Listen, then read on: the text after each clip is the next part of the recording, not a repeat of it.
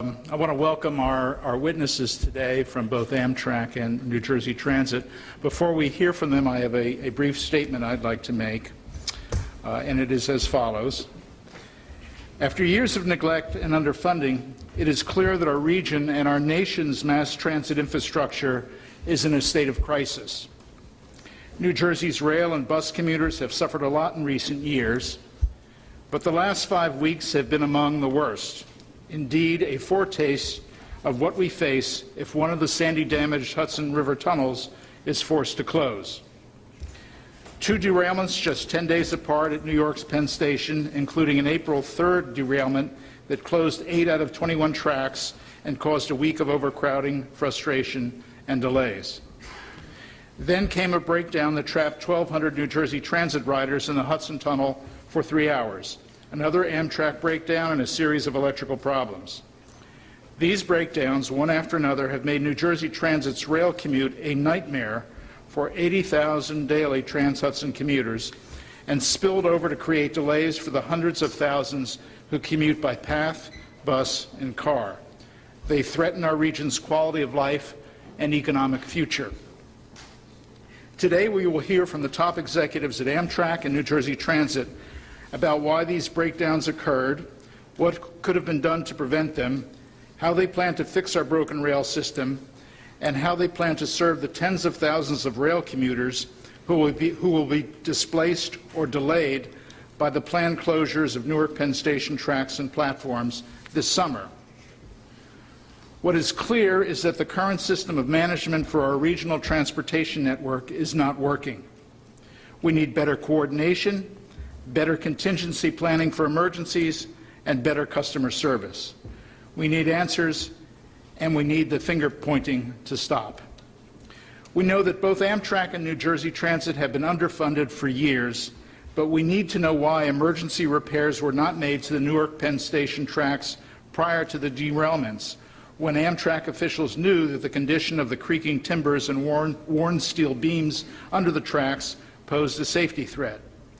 And if they do not pose a safety threat, we need to understand why Amtrak is reportedly planning to shut down 4 to 6 tracks this summer during rush hour to expedite the repair schedule, knowing the commuter nightmare that will create. We know that it is the height of hypocrisy for Governor Christie to attack Amtrak and to threaten to withhold funding for our Northeast Corridor contribution. After all, he was the one who canceled the ARC Tunnel, and New Jersey Transit has a worse safety record than Amtrak. Not only that, New Jersey Transit was the last commuter agency in the Northeast to reach agreement with Amtrak on its Northeast Corridor funding agreement, and the Christie administration didn't sign an agreement to pay its bill to Amtrak for fiscal year 2016 until April 3rd, after the morning derailment. We are puzzled why Amtrak developed and announced its plan for major repairs and track closures this summer before meeting with and informing New Jersey Transit and the Long Island Railroad, which carry 92% of the passengers that use Penn Station.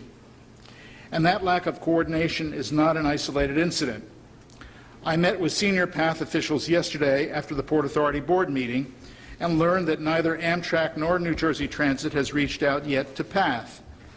I find that remarkable given the fact that on the day of the March 24th derailment, PATH carried a record 325,000 passengers, including 60,000 displaced New Jersey Transit commuters and an extra 50,000 riders a day the week after the April 3rd derailment.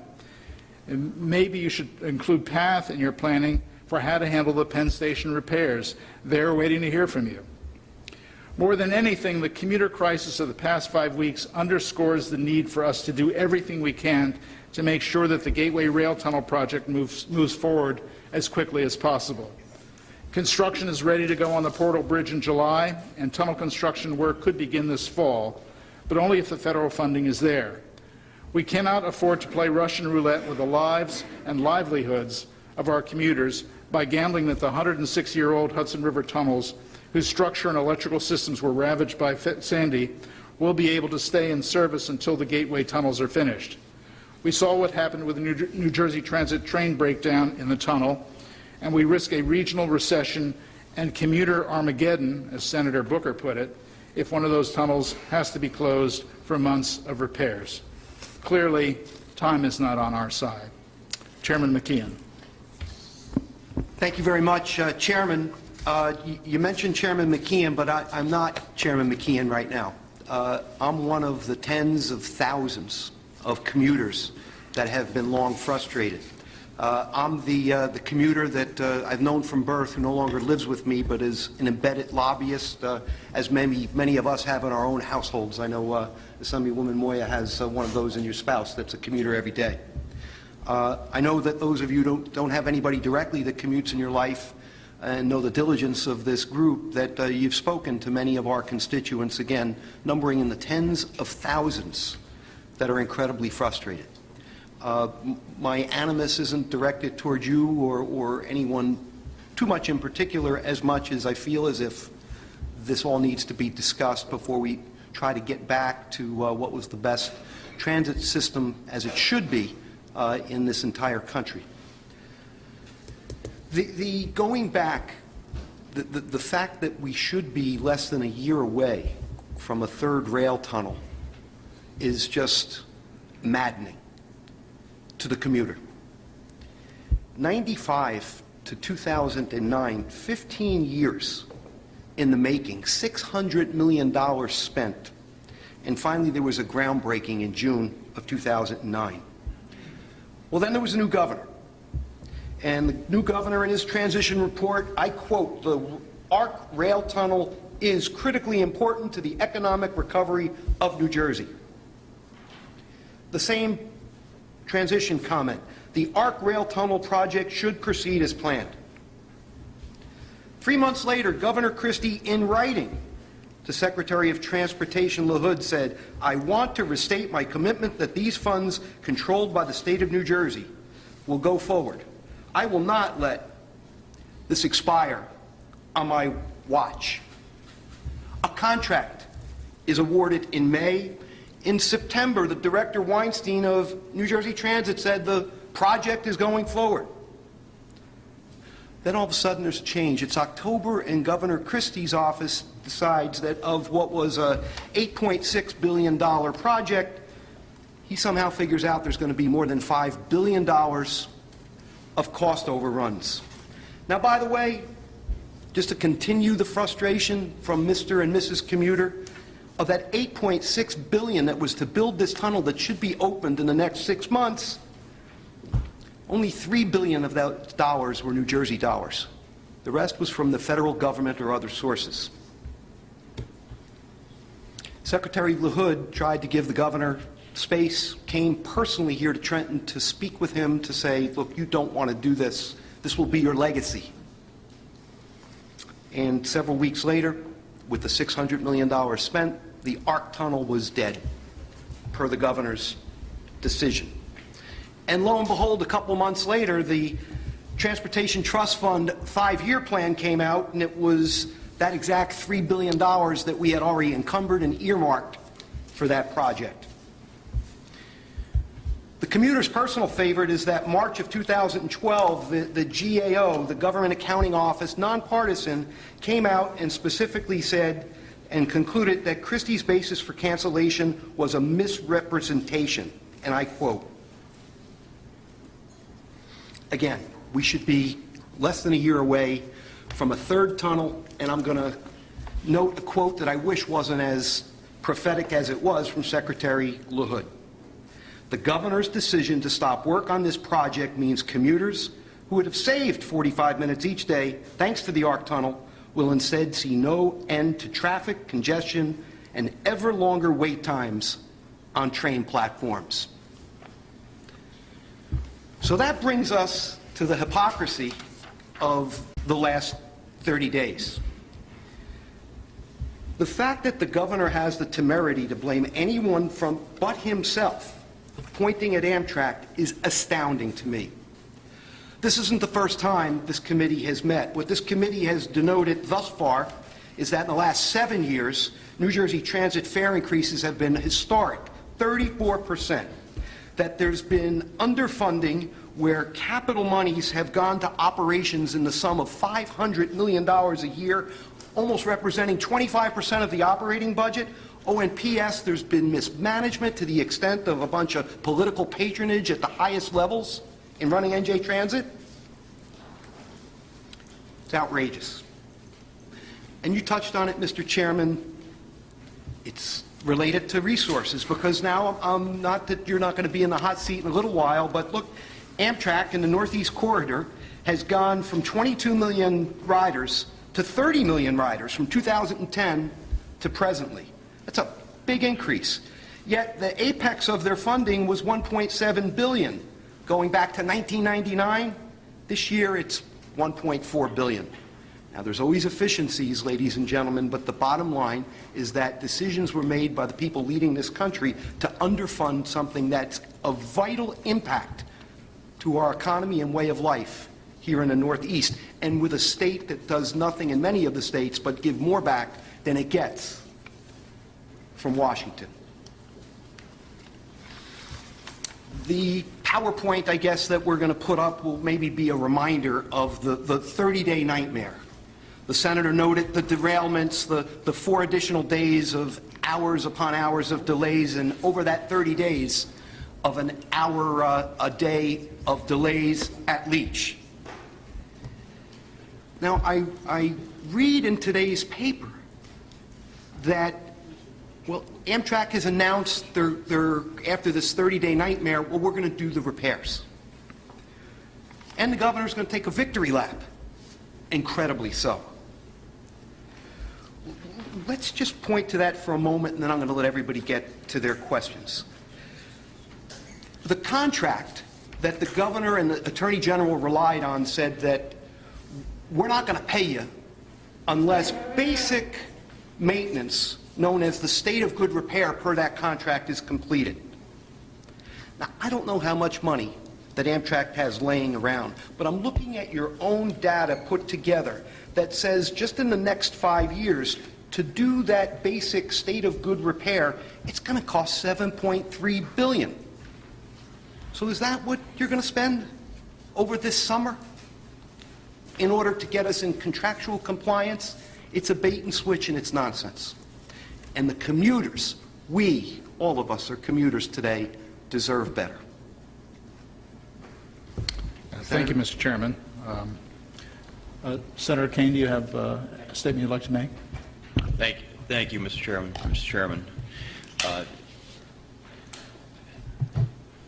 my constituents are shocked that it's come to this. That the communication breakdown, that the physical breakdown, that the things that have led to health and safety and quality of life and economic problems for so many people throughout the state and actually throughout this region are frustrated that it's actually come to this. If I may, it reinforces the importance of the Gateway project. It reinforces the importance of economic growth. It reinforces the importance of us working together to find out, what was known and at what time and how you can allow for a breakdown, whomever is responsible, to get to this point. And it's important that we get these questions answered, and we also work together on a bipartisan basis to ensure the funds are there so that our constituents, our friends, or our families are not as impacted as they have been throughout the course, not only the last 5 weeks, but for many, many years, these many years. Thank you, Mr. Chairman. Thank you, Senator Kane. Anyone else on the committee would like to make some opening remarks? Senator Ruiz. Thank you, Chairman. Good morning, everyone, and thank you, Amtrak, for coming here. I'm not sure where the geographic location is of all of my colleagues that are serving on the Joint Committee Task Force, but as the individual who represents the City of Newark, I have 2 incredible hubs, Broad Street Station and Newark Penn Station. And so when we joined both Senator Booker and the Governor for a presser, I rattled off numbers that, while I was saying them out loud, were incredible. The amount and volume that we experience at Newark Penn Station is a tremendous asset, but now it's going to become a tremendous question mark when all this work proceeds. There's a lot of conversation about what will happen at New York Penn Station, and oftentimes when we're having these conversations about interstate issues, New Jersey gets the second gear. Well, we're here to remind you that while this process is ongoing, the state of New Jersey has to be at the forefront of this conversation, that the hubs that are held in our communities like Newark, Hoboken, and other big transit stops, that there has to be major coordination, and that if funding has to go to those sites to be sure that our commuters have a better and more pleasant and most importantly safe travels to and from work, that that becomes forefront of part of this conversation. Thank you, Chairman. Thank you. Senator Weinberg, you have an opening statement? Not really an opening statement, but I'd like to join Senator Ruiz in raising the issue of the coordination. And I have been involved in infrastructure that has to do with bus transportation between New Jersey and New York. And I would hope that because of the delays that are going to be anticipated, that both Amtrak and NJ Transit are looking at the buses as an alternate and a way to maybe make life a little bit easier for certain commuters, so that that is being coordinated too. That's a question, not a statement. Thank you. If no other members of the committee wish to make a comment, we will... Assemblywoman Moy. Oh, I'm sorry, Assemblywoman? The Northeast Corridor on New Jersey Transit originates in my district here in the 15th. We have 2 station stops here, one in Trenton and one in West Windsor, which are in our district, and a third in Hamilton in Mercer County. And as Assemblyman McKeon mentioned, my husband gets on along with thousands of other people in Hamilton and then transfers to the path every day.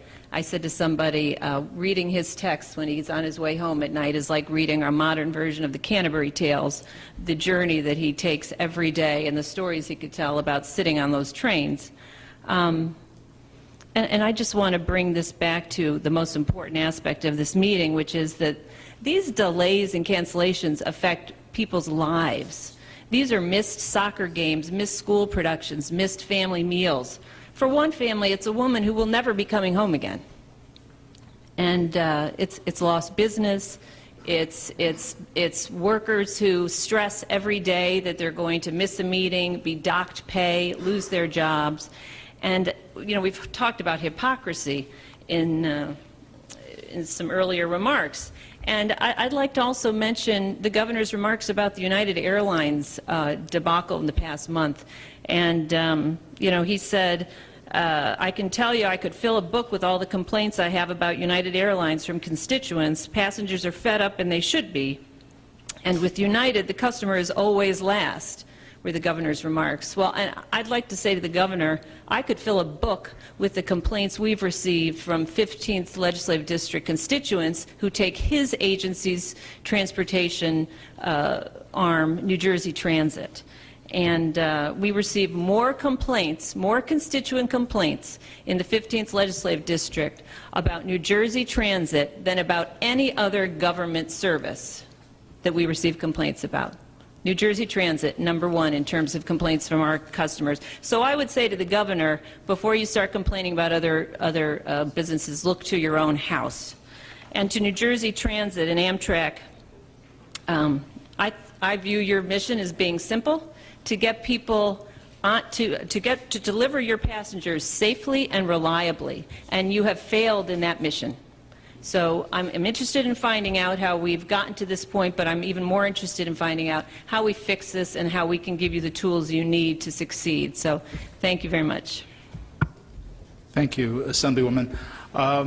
At this point, we'd like to turn to our first set of witnesses. The plan today is in the first half of the hearing to hear from Amtrak, and in the second half from New Jersey Transit. And we are pleased to have with us today people who are in a position to answer our questions. The CEO of Amtrak, Wick Moorman, as well as his Chief Operating Officer, I believe that's the title, Scott Naparstek, and someone who has testified before us before Steve Gardner, who is very knowledgeable about Gateway and other capital projects. And so, Mr. Moorman, thank you very much for being here.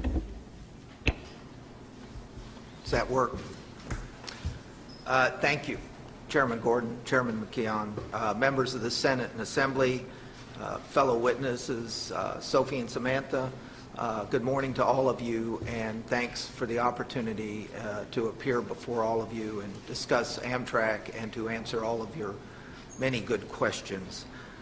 I am Wick Moorman. I'm Amtrak's President and CEO, and as was mentioned, I'm joined by Scott Naparstik, who is our Chief Operating Officer. And we're obviously here today to talk about the recent derailments in New York Penn and also the larger set of issues that pertain to the Northeast Corridor. But let me start by echoing a statement that I have made numerous times to numerous people. We understand the disruptions and the problems and the hardships that are caused when there are delays in the commute. Commutes are never fun at the best of times, and when they are lengthened for any reason, and particularly when those reasons have to do with Amtrak, we understand that. We apologize for that. It is our goal and our job to make sure that we do everything humanly possible to minimize any impact on the traveling public. And I do want you to understand that that is our mission, and we are dedicated to carrying out that mission. So let me start by trying to place the incidents of the last weeks into the context of some of the unique operational challenges that we face due to the congestion and the fragility of Penn Station. I'll also talk a little bit about how we believe that we can work with, actually continue to work with our commuter partners to improve the immediate situation at Penn Station, as well as the larger challenges which have been mentioned that we all face in terms of keeping this very complex and congested rail system flowing. Scott's going to talk to you about the actual derailments themselves, the causes, and about the challenges of operating this railroad under conditions of congestion that are so extreme that every task out there is literally minute by minute. But let me take just a moment before I begin just to tell you. Sure. Which one? Both?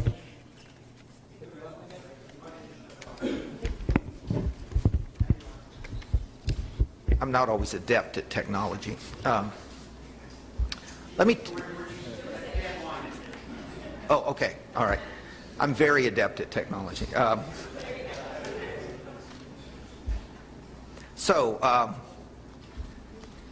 Let me tell you just a moment about who I am and what my role here at Amtrak is. I recently became Chief Executive Officer of Amtrak really in September of last year. I spent over 40 years in the freight railroad business and retired as the Chief Executive Officer and Chairman of Norfolk Southern Corporation, which also proudly serves the state of New Jersey, as all of you know. I will say I was extraordinarily happy in retirement. I was not looking for a new job, but I was convinced, or another way I put it, it was talked into coming to do the Amtrak job by another resident of New Jersey, our board chair, Tony Kosha, whom many of you know. And I will say also that was to my wife's great dismay, and disgust is not too strong a word. However, I did it for a couple of reasons. One is I believe that Amtrak is incredibly important to not only the Northeast Corridor and the state of New Jersey, but to the entire country. And I wanted to do something that I felt was important for the country, and I also wanted to give back something to an industry that, quite frankly, I've loved since I was a little boy. So here I am. And the aim for my tenure at Amtrak, and in conjunction with our board of directors, is fairly straightforward. I'm here to help make Amtrak a great corporation with a strong safety culture that efficiently delivers an excellent product across all of our markets, including all of our relationships with our commuter partners. And I will also say parenthetically that I spent my first 12 years at Norfolk Southern as a track guy. So I am very, very interested in infrastructure, state of good repair, and an efficient and effective operating and capital program to make sure that Amtrak's infrastructure is as good as it can be. So Enough about myself. Let me turn to New York Penn Station. As you all know, it's the busiest railroad station in America. 3 operators use the Penn Station tracks.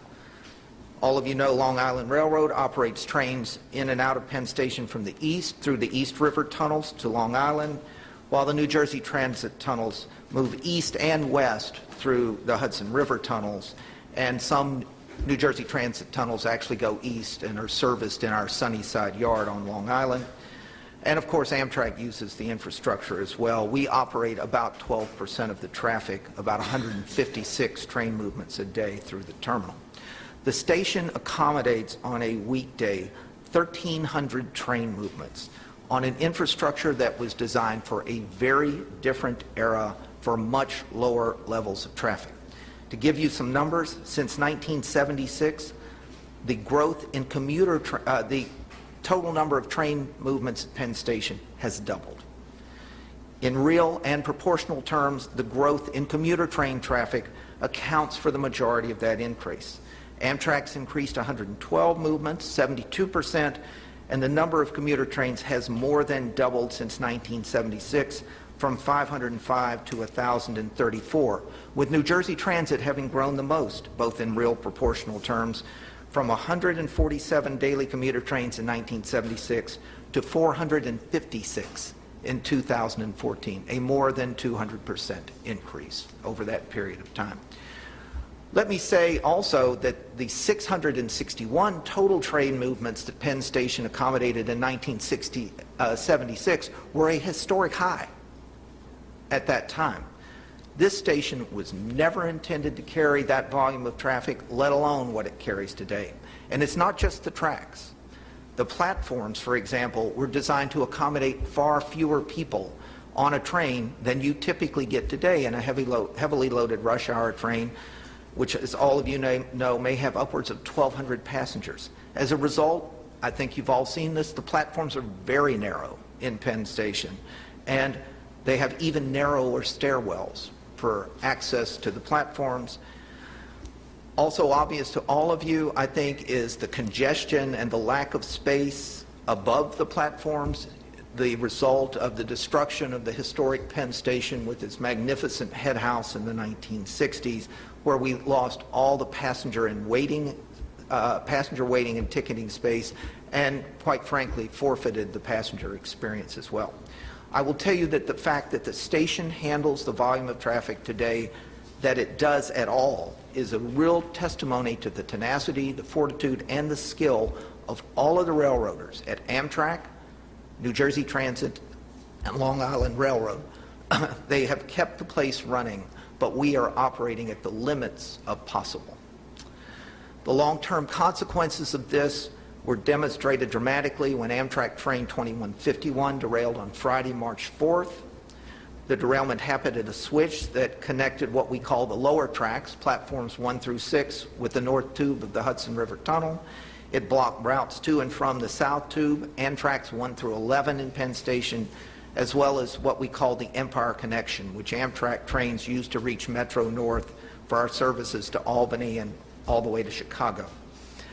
Scott's going to tell you a little more about that derailment, but I think the important thing here is that the results were a dramatic illustration of the consequences of what was a comparatively small infrastructure failure at Penn. New Jersey Transit suspended service in and out of Penn Station between 9 a.m. and 4 p.m. when limited outbound service resumed with some delays. And I'll let the witnesses for New Jersey Transit speak to the impacts that they incurred, but note that in addition to these significant disruptions, Long Island Railroad lost the use of more than 50% of its normal track space. 29 of the 87 scheduled afternoon LIRR trains were canceled, affecting another 70,000 passengers. 16 Amtrak trains had to be canceled or truncated, another 20 terminated at Croton Harmon, New York, where we had to make alternative arrangements to move our passengers to their destinations. There are a lot of challenges that come with maintaining such a heavily used piece of infrastructure, and they are compounded tremendously by age and lack of investment. Again, Scott will provide you with the details on these derailments, and he will talk about some of the challenges that come with trying to maintain Penn Station under these conditions. I do want to address up front, however, this notion, this idea that somehow Amtrak is not maintaining the Northeast Corridor. That is just categorically incorrect. To the contrary, we have done a good job in maintaining somewhat old and fragile infrastructure that supports the highest density of train traffic in North America. One illustration of that is that New Jersey Transit's on-time performance on the Northeast Corridor has been over 90% for the past several years. And it would be simply impossible for that to be true were we not adequately maintaining the railroad. And in fact, I will tell you, New Jersey Transit's on-time performance over the corridor has been better than Amtrak's own performance over the past number of years. Now, this does not mean that we can't do a better job in maintaining this important asset. We should, we can, and we will. In fact, getting better at things like this maintenance is, as I said, part of the reason I was brought in to help lead Amtrak. But everyone needs to understand that the railroad is not, and frankly for a long time has not ever been, in a true state of good repair, meaning that many of the assets that make up our infrastructure are now past the point where they would normally be replaced. That doesn't mean the assets are unsafe, they're not, but it does mean that they are prone to problems that impact reliability and performance and also increase the maintenance requirements in the station.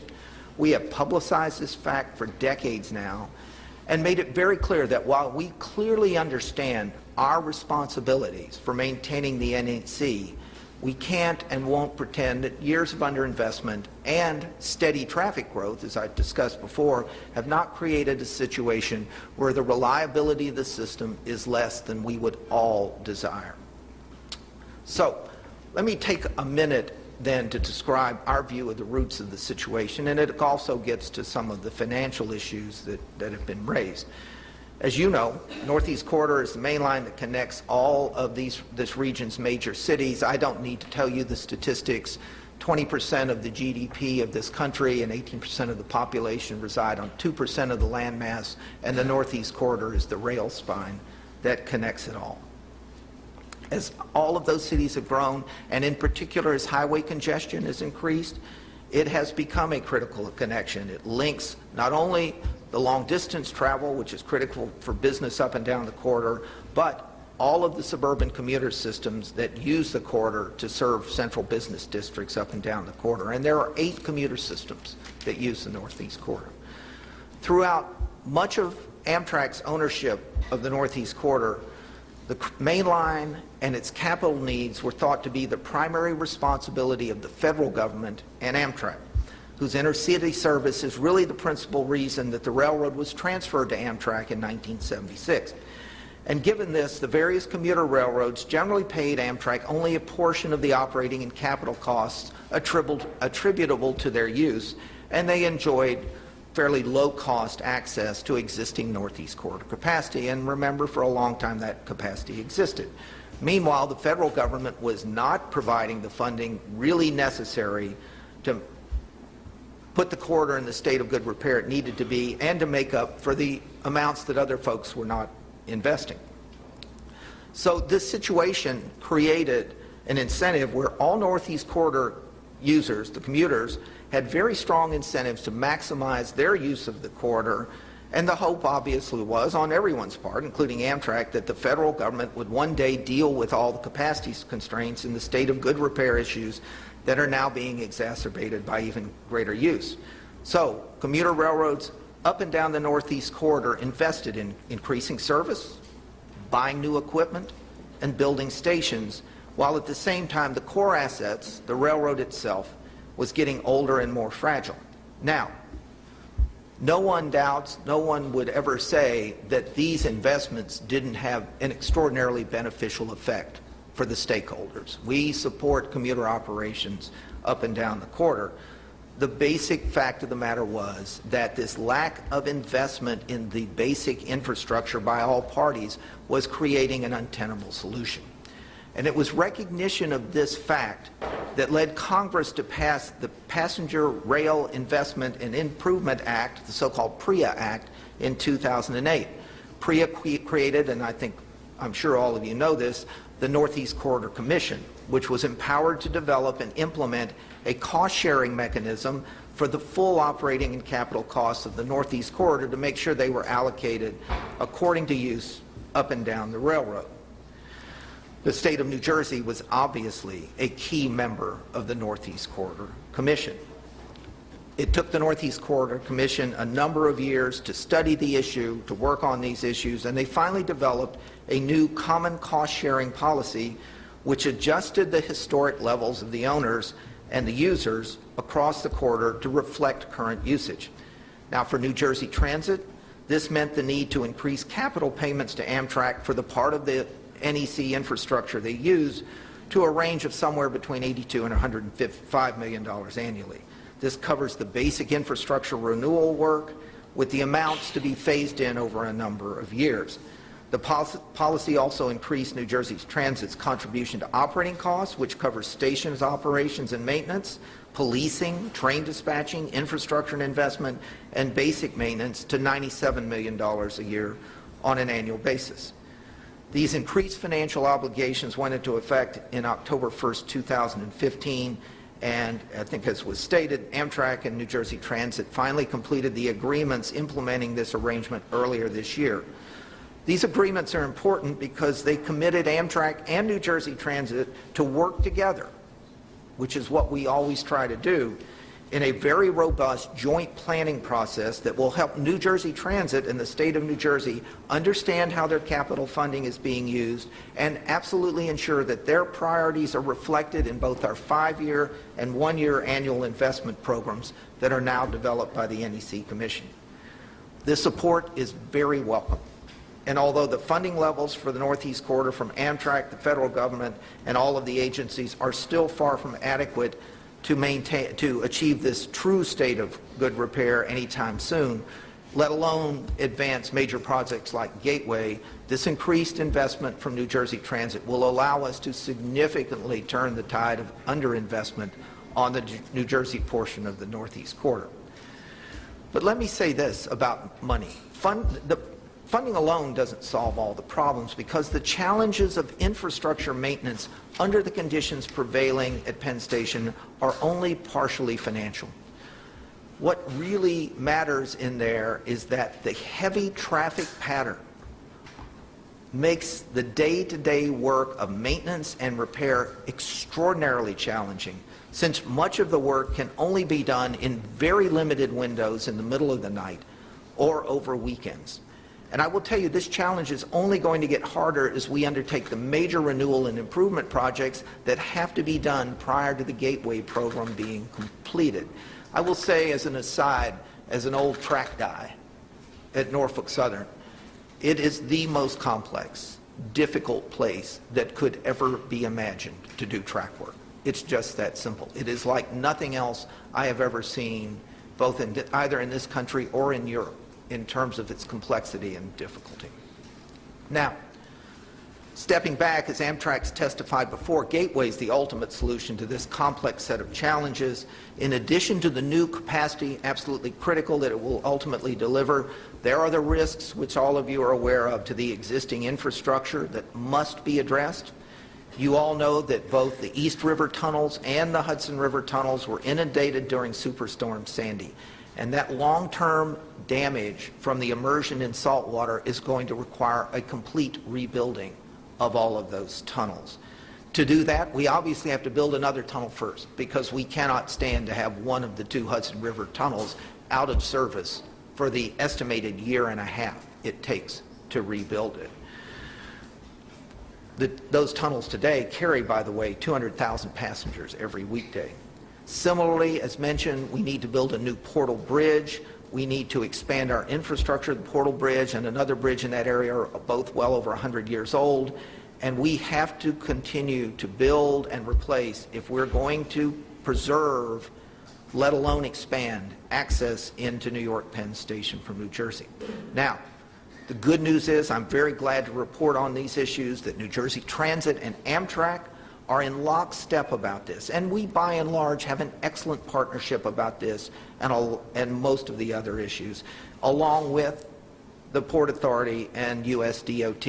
We are all working together to advance these projects. I will tell you, there's not a moment to lose on this. So that's the long-term solution. Let me briefly talk about something that was referred to yesterday, and that's the series of initiatives that we announced that are designed in the near term to not only to strengthen the infrastructure at Penn Station, but to improve operations and preparedness as well. As many of you may have read, there were a number of them. I'll start the New York Penn Station Infrastructure Renewal Program that will expedite major track work and switch renewal work over the course of the coming year. Scott will describe this. We are jointly developing that plan with New Jersey Transit and Long Island Railroad, and the in-depth discussions to start to work through that plan together, because this has to be a joint effort, will begin at the beginning of next week. Our goal in this, while we do it, is to get this work done. It needs to be done, but to do it in such a way with our partners that we absolutely minimize the disruption in the station while it's going on. And that's a pledge we make to you. In addition to that, we've announced a coordination review. As all of you know, Penn Station above the track level on the passenger level is a somewhat balkanized, incoherent, incohesive set of spaces. We want an independent review of the interaction, coordination, and collaboration of all of the concourses. That will obviously be a joint effort as well. I felt it was important that we have a third party take the lead in that, rather than Amtrak itself. For that reason, we have asked Tom Prendergast, who is the former head of MTA, to come in and assist us in working through the issues. We are proposing a development of a joint station concourse operations center, similar to the operations center that we have that manages the platforms and the dispatching. We think we can bring better technology in with joint staffing, enhance the passenger experience, and importantly be ready to respond to disruptions and other incidents as we operate the station. And finally, we internally are building a safety and security task force. We will be working with our partners, but also with first responders, law enforcement, other stakeholders. We want to review all of our processes and procedures relating to things like disabled trains, emergencies in the station. We want to make sure that we're adequately prepared and adequately trained to handle those. We, Amtrak, are creating a mobile response team to address potential station overcrowding during peak periods. And we're also making some equipment changes, technology changes to improve communications or surveillance. These are important measures, critical measures. They're short-term, but they will improve the immediate conditions and our collective response capacity at Penn Station. But I'll start to wrap up my remarks by saying that we all need to move beyond the approach of just patching fixes to the infrastructure. That's a challenge, obviously, because of the limitations we face. Limits to money, and even more importantly, limits to our ability to work in a narrow, tight, heavily congested, and highly complex piece of infrastructure. Cooperation will be vital because we are going to have to adjust train schedules and modify operations to support some of this work.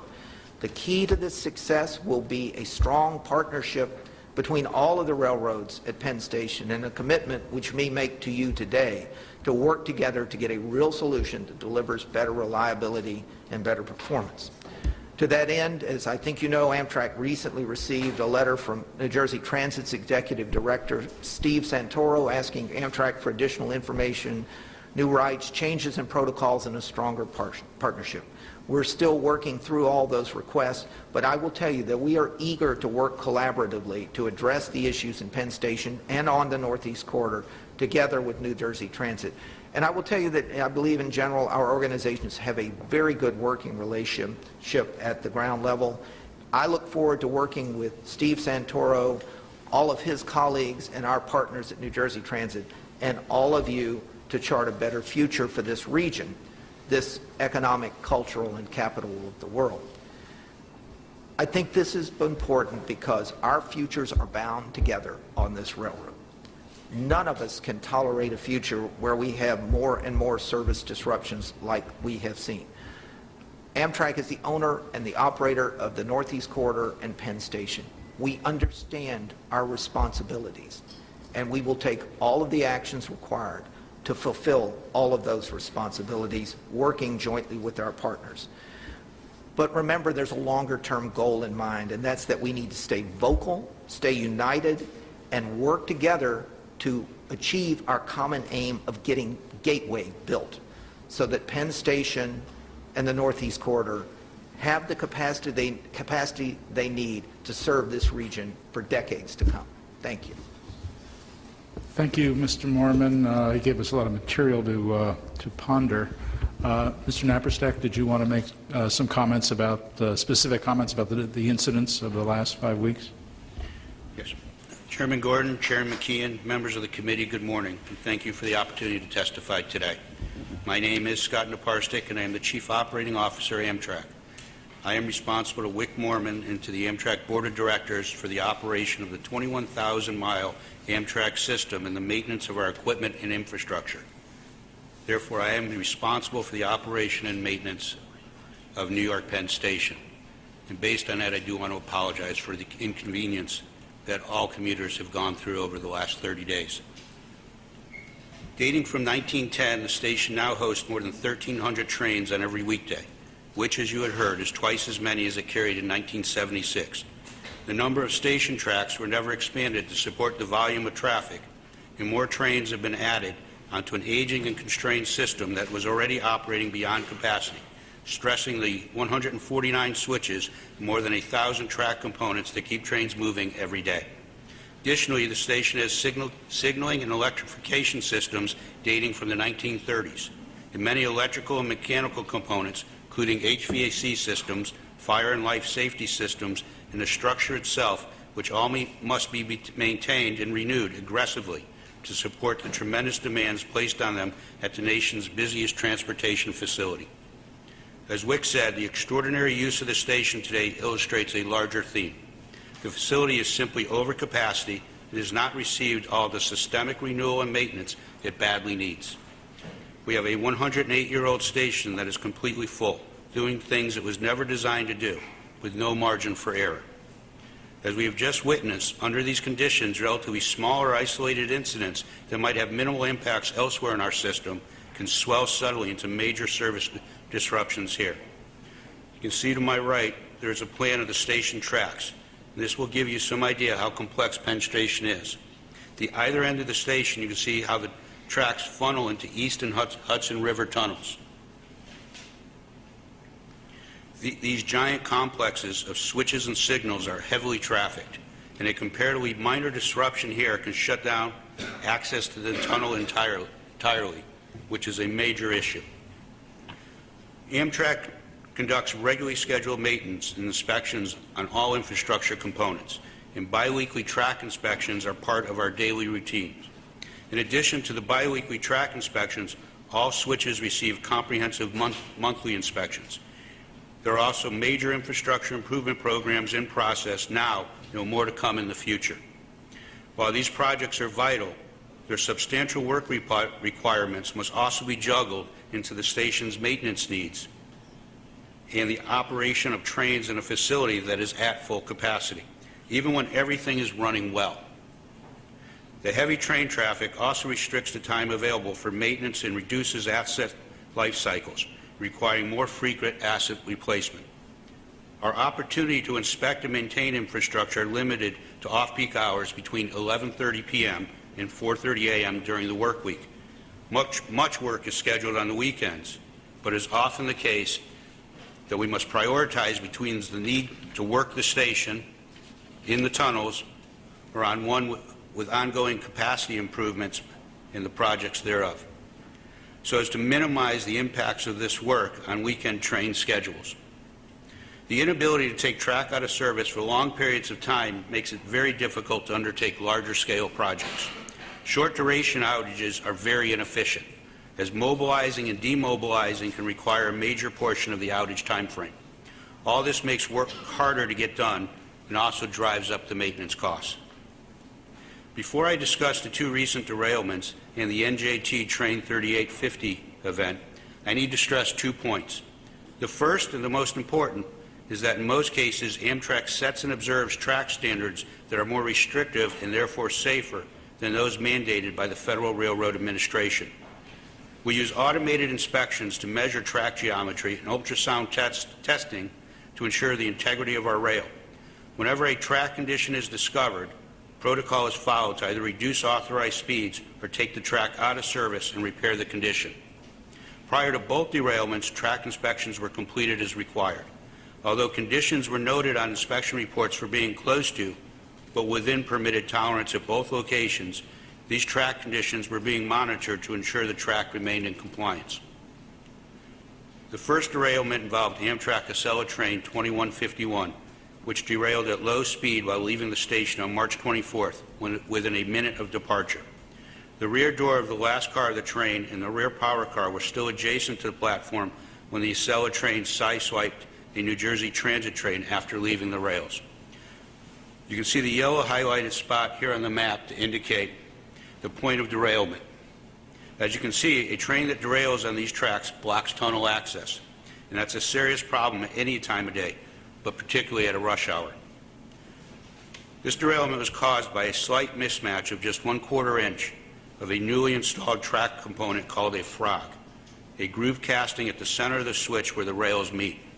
This frog had been replaced approximately 6 weeks before the derailment as part of a renewal program which was incrementally upgrading the infrastructure as track outages permitted. It was connected to an existing smaller curve-worn section of rail, creating this mismatch. The crews attempted to reduce the mismatch at the time of installation by grinding the frog, so the profile of the existing rail and the newly installed frog were within Amtrak specifications. At the time of installation, the joint met the standards, but it's now clear that it did not meet them at the time of derailment. And the natural forces the train exerted at a curve caused the flange of the wheel to catch the edge of the joint right up over it, derailing the train. We have since revised our standards so that mismatch of the kind that existed upon installation of the new frog would definitely be considered outside of tolerance and not permissible. We also immediately inspected frogs on all our major stations, including Penn Station, to ensure this condition was not present anywhere else. The derailment of New Jersey Transit train 3926 on April 3rd was caused by defective ties. The train was entering Penn Station from the south tube of the Hudson River Tunnel when the rails spread beneath the third car of the train, causing it to drop between the rails and derail the 5th, 6th, and 7th cars. In this incident, several consecutive ties failed under the movement of the train, and the connections of the rail fastening system lost their effectiveness, allowing the rails to slide outward along the ties. While we are fortunate that some cars reached the platform before coming to a stop and passengers were able to exit the train from the adjacent platform, passengers from behind the derailed cars had to be evacuated by climbing down onto the track bed, walking forward, and reboarding the train to exit onto the platform. Our track inspectors had noted some tie replacement in this area during their biweekly inspections, but because the track gauge, which is the distance between the rails, appeared to be within allowable limits, immediate repairs were not deemed to be required, with the expectation that the ties would be replaced during upcoming renewal work. Our forces made substantial repairs to the track, signal, and electrical systems that included major repairs to 3 switches, replacement of 4 switch machines and their associated cable and operating rods, as well as replacement of numerous electrical bonds in the rail and 2 broken rails and numerous damaged ties. You can see here on the diagram where the train derailed.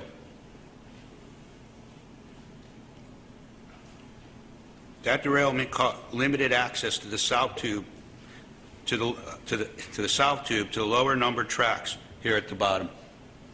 Excuse me, I don't want to interrupt, but did you happen to bring smaller copies for all of us to take a look at? It's very hard for us old people to see.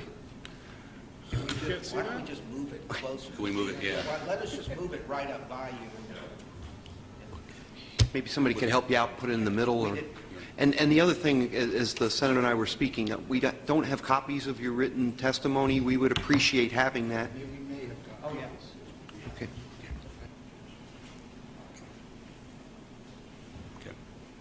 While the higher number tracks at the top can only reach the north tube, We lost a significant amount of flexibility, which is a bigger issue than just track availability. The equipment was re-railed the morning after the derailment, and the track was returned to service on the morning of the 7th, a period of 5 days, which entailed very considerable disruption of scheduled service. We have worked jointly with the FRA to inspect the track at Penn Station. And here on this track diagram, that would be the second one, Stephen. And here on this track diagram, you see where we concentrated our efforts, focusing on the heavily trafficked junction points or interlockings at the tunnel entrances. Based on their findings, we have conducted some minor repairs and advanced the schedule of work for tie replacement we had previously planned for Track 7 within the station. Details of these inspections have been shared with Long Island Railroad and New Jersey Transit. The third incident involved New Jersey Transit train 3850 en route from Trenton to New York Penn on Friday, April 14th. Our power directors, who are responsible for managing the supply of power to the overhead wires that power trains, received a report of an electrical trip.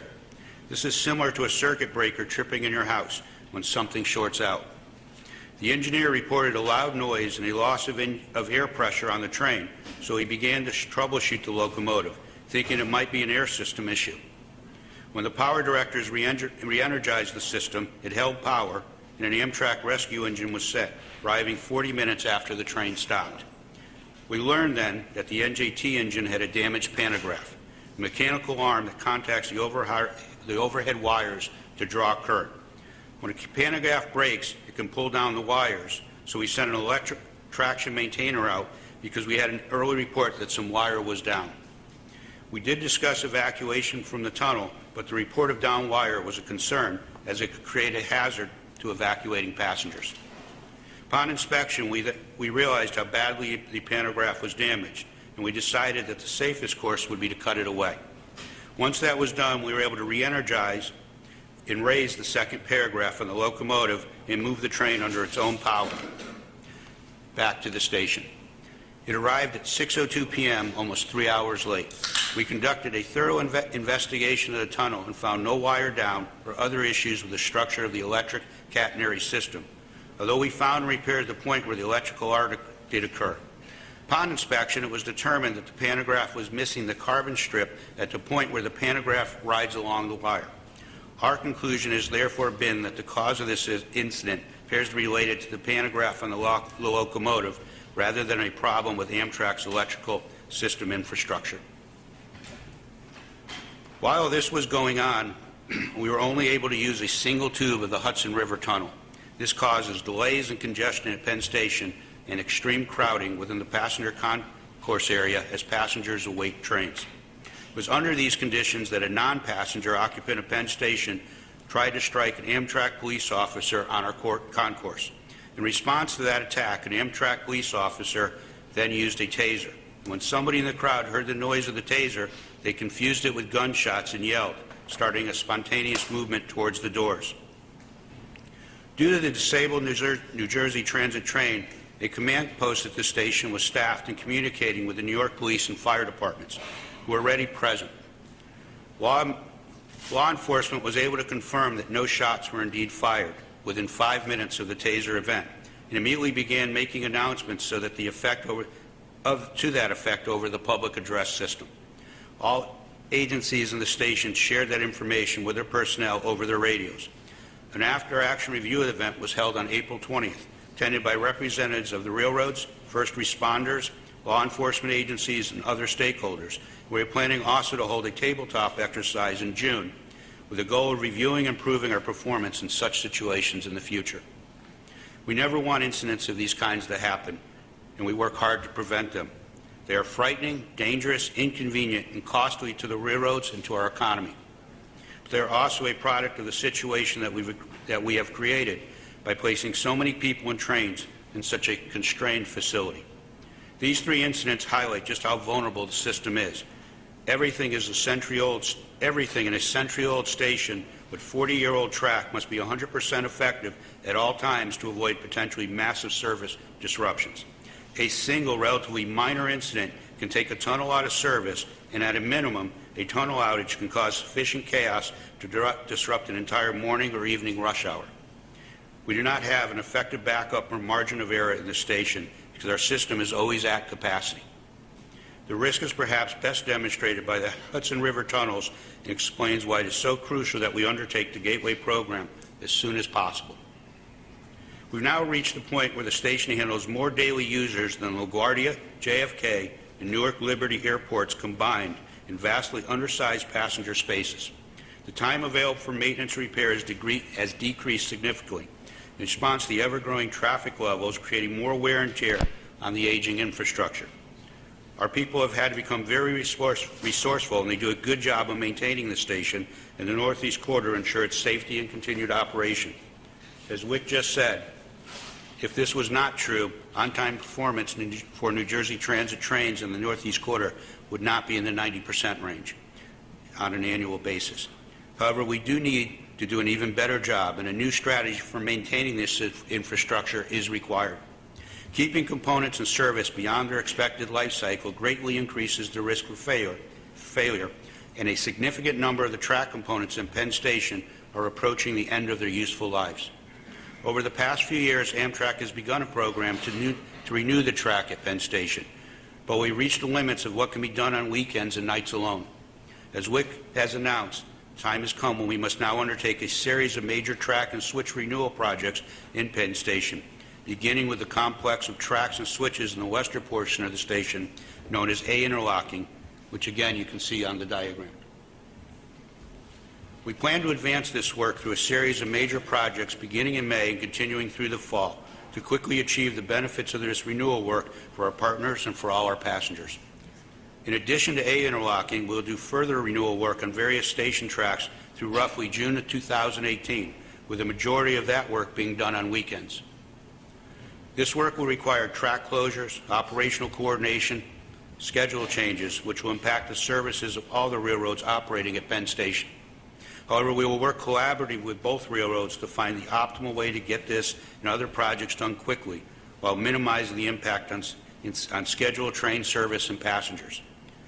As we come to consensus on the plan and schedule, we will communicate them and the associated benefits and impacts to all of you as well as the broader public.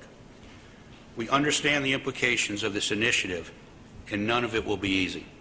However, this is essential work, and I am confident that if we can sustain the station in the short to medium term, we can build ourselves the breathing space we will need to deliver the major improvements New York Penn Station will need to serve the metropolitan area for the decades to come. I thank you for the opportunity to testify and look forward to questions. Thank you, Mr. Naparstek. You really took us through a good deal of detail.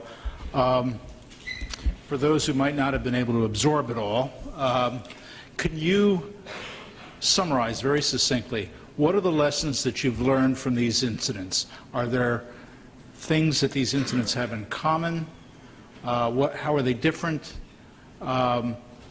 What conclusions can you draw about the state of the system? And what happens if we don't make these repairs that you announced yesterday? I think the biggest conclusion we draw, we've been playing a balancing act for quite some time. We have balanced the need of service, the need for maintenance against each other, and we've used our expertise and our judgment. We've done inspections, and we've done what we can we've done everything we can to keep the station safe and running well. The stress that we're putting on the station is increasing, and the need to increase, due to that, our need to increase the amount of time that we need at the renewal phase has increased. And I think the biggest takeaway is we need to act before we have any other series of events. We need to act to renew the station. And we still need to balance. We need to balance the needs of the commuter, the public, but we also have to put more pressure on ourselves to do the renewal work faster.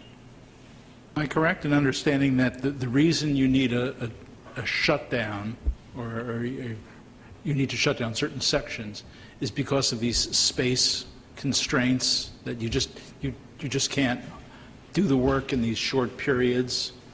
given the inefficiency of doing that? As Wick addressed, I mean, funding is a constraint, but day to day, the biggest constraint is time. Typically, during night, we would get 3 to 4 hours of access to track, and the amount of work you can do between mobilizing and demobilizing, and that work is really minimal. So then we rely on 55-hour outages. So we have been doing for many, many years 55-hour outages on weekends, and the size of some of the renewal work has just reached a point, and when you look at the complications of the interlockings, it's reached a point where there is no ability to get the work to renew all the assets that need to be renewed in a 55-hour window. That's really what creates the need for the continuous outages. Let me just briefly add to that. As Scott has said, Amtrak a few years ago began a program for renewal of the assets, and the good news is there's a lot of that station that's been renewed.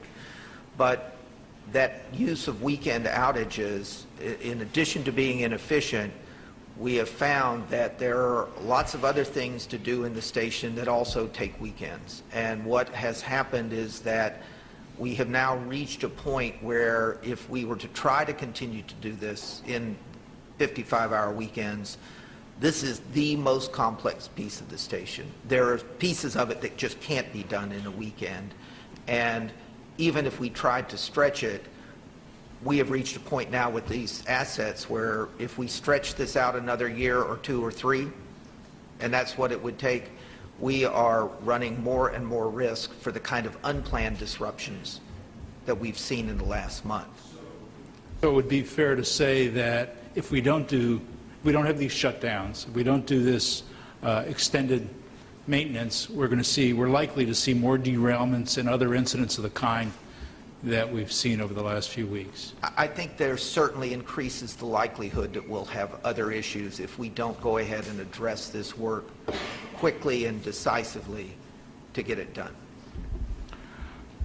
You may well have described this a few minutes ago, but could you, and perhaps this is a question better addressed to New Jersey Transit, can you tell us what the practical effect will be on commuters over, it sounds like, is it a 14-month period when we're going to be doing this work? How many tracks are going to be shut down? What does that mean in terms of commuter delays and throughput of trains? How is this going to affect our constituents?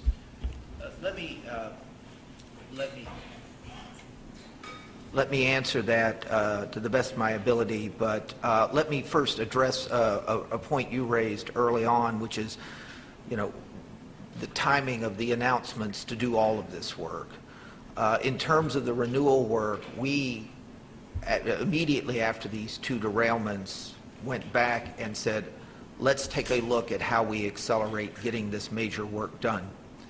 And it's taken us some period of time to really even understand the implications and how we would go about it in an accelerated fashion. We have now reached the point where we have an understanding of how that works. And in the meantime, as you know, there had been a lot of speculation in the press and everywhere else about were there going to be outages, what was going to happen, and we felt it was important to go ahead and announce this absolutely essential renewal project. We understand the broad plan, we understand the components that need to be changed out, we understand a timetable that works. We can't answer your question until we have gone over that plan with New Jersey Transit and Long Island Railroad.